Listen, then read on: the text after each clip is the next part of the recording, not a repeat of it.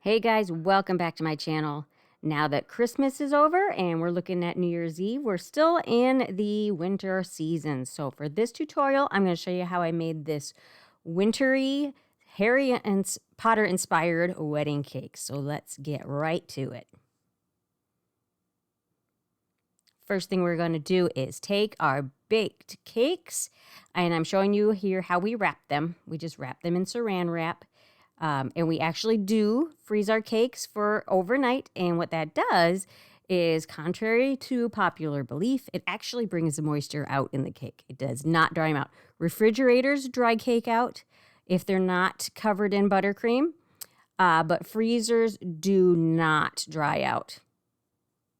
Trust me on that one.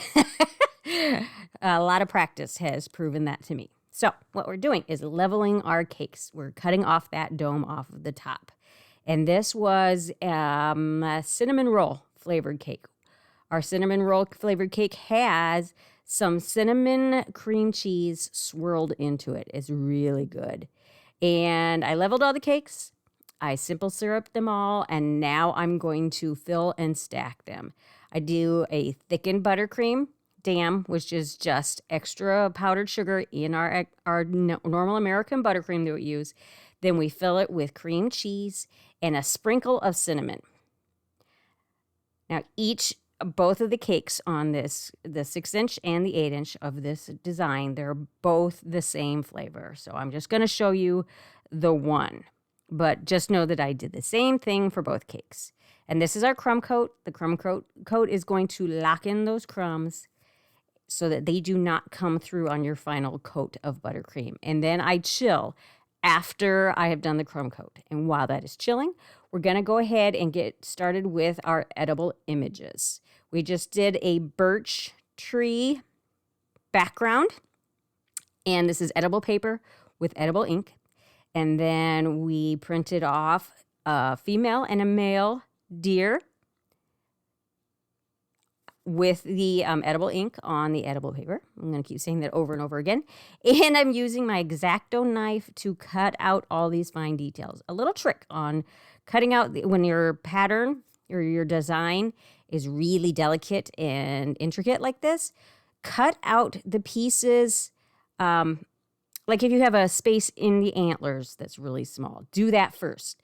Do your really fine interior cuts first, and also with the legs, I did the legs first or second at the same time, and that keeps them from ripping when you are cutting it out. It's having the extra edible paper on the bulk of the outside of it holds it in place so you don't tear your images. And then I had I apologize. Now I am sticking my edible images. Once they have been backed with fondant, I stick them on with piping gel, as you can see I'm doing here. Just piping gel on the back of them. I put them onto the thinly rolled out fondant. It's just fondant. There's no Tylose and there's no gum paste on these. And stuck them on, removed the air bubbles by just kind of smoothing them out. And I personally like to brush on some shortening on top of the image, because it's inevitable when you're sticking them on with piping gel, you'll get some piping gel in the front. And it's just it doesn't leave the perfect finish like you want. That shortening will kind of work its way in, and it won't be super shiny, but it's not going to be the dull black. And this is for my lettering. I showed you there how thin I rolled it. This is still just regular black fondant, and I roll it super, super thin, and I'm using my Tappits to do the letterings. You guys don't see me do this very often, but the trick here is to roll out your fondant super thin, let it set for a few minutes and firm up. Put some cornstarch on your Tappits, and I kind of like to do as many letters as I can at a time. And then you flick it onto your countertop and let it kind of tap onto your countertop. That's why they're called Tappits, I suppose. And those letters should come out fairly easily. I think the main key is letting that fondant set up for a little bit first. A lot of people struggle with those Tappits, and I think that's why. They're trying to use them on too thick a fondant and fondant that is too stretchy still and sticky, and they want to stick in the tappets. Just try it this way. Trust me. And then we did our final coat of buttercream on the cakes. And now I am rolling out the birch embellishment on top that's going to be on the front of the cake. What I did was I rolled this out in a long log, but I left the middle thicker and tapered out towards the ends, kind of like when you're doing a unicorn horn. And then I just kind of turned it around on itself and left those top thinner sections on the top. So those are going to mimic, the birch bark branches on the top. But I just set it to the side until I was ready to put it on the cake. And in the meantime, we're going to make this little rustic torn ruffle around the bottom tier. So I just rolled it out real thin and I set it aside for a couple minutes. I'm going to go ahead and stack my tiers before I do the tearing, because it tears a lot easier and a little bit more rougher if you let it set for a little bit. Now all these straws are cut to the same height. I added a little bit of buttercream, and then I lifted my chilled cake right on top. That had been in the freezer for about 15 minutes. That's why I could go ahead and lift it onto the cake like that. And there I just used my hands, clean, dry hands, guys, to tear the fondant. Added a little bit of shortening, brushed that on the bottom, and that's all I'm using to attach this to the bottom tier, is just with the shortening. And then I'm just using my fingers to just kind of loosen up that ruffle a little bit so that it's not stuck onto the cake. It's just kind of sticking out just a little bit. And then I'm attaching my lettering with water because I don't want these to slip off.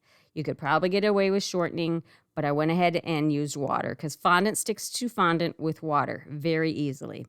And I know these aren't perfectly lined up, but I do go back and I use a tool. This time I'm using my smoother to make sure that the letters are as even as we can get them. And when I do my lettering, I start with the middle letter or middle two letters. I place those first in the center, and then I add the outside letters going from the inside out. That's how I personally find it easier to get my lettering centered where I need it. And then I used piping gel to attach the fondant-backed edible image on the top. And I'm just cutting that image at an angle on both edges. And you can see, cut to my camera cut out on me, lost footage again. I just lifted the fondant branches onto the cake, and I attached those with buttercream, actually, because they're heavier, and I didn't want them to slip with the piping gel. Sometimes that can happen. And then I used gray fondant to do kind of a layered background with the buttercream on the front of that for snow and kind of depth. And then I just used white food coloring with that fan brush to mimic snow on top of the gray. And then I brushed these images with, what did I use? I used piping gel because I didn't want the water on top of the image on the top to cause distortion in our image. So I just used piping gel again. And then I just rolled some balls and attached them with water. And now I'm adding some branches onto the main branches. Now I'm going to speed this up here because this took quite a while to do. And I'm just using my Dresden tool to kind of smooth them onto the main branch so that you don't have, so it's just a smoother transition. And I attach them with water.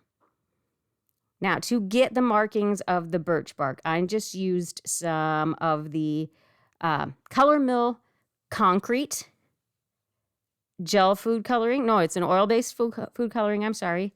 And I lightened it with water, or with white a little bit.